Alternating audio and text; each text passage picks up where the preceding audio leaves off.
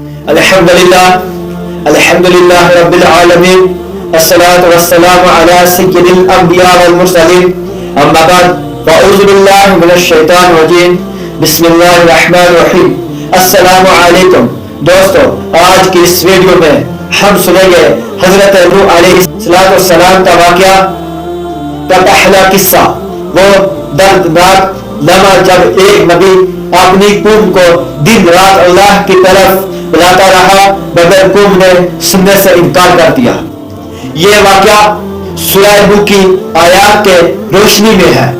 اللہ تعالی نے حضرت نوح کو ان کی قوم کی طرف بھیجا اور فرمایا ان اعبدوا اللہ واتقوہ واطیعون، اللہ کی عبادت کرو، اس سے ڈرو اور میری اطاعت کرو۔ حضرت نوح نے محبت سے فرمایا، اے میری قوم، صرف ایک اللہ کی عبادت کرو، اس کے سوا کوئی معبود نہیں۔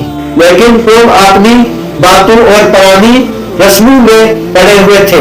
حضرت نوح نے ہمت نہ ہاری، وہ ہر وقت اپنی قوم کو سمجھاتے رہے۔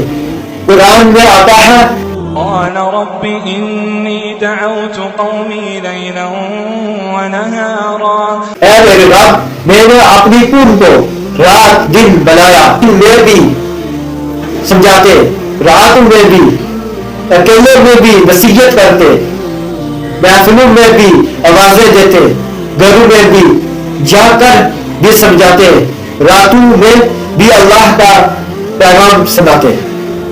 950 سال کی یہ محنت صرف ایک نبی ہی کر سکتا ہے، مگر قوم نے کیا کیا؟ قرآن کا دردناک منظر دیکھیں۔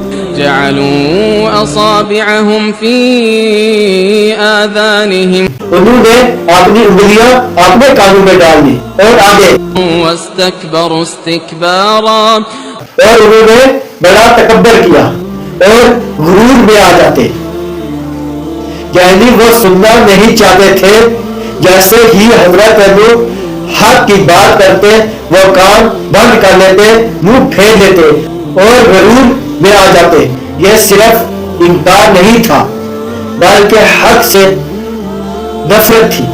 سوچ، ایک نبی رات دن سینکڑوں سال اپنی قوم کے لیے روتا رہا مگر قوم نے سننا گوارا نہیں کیا۔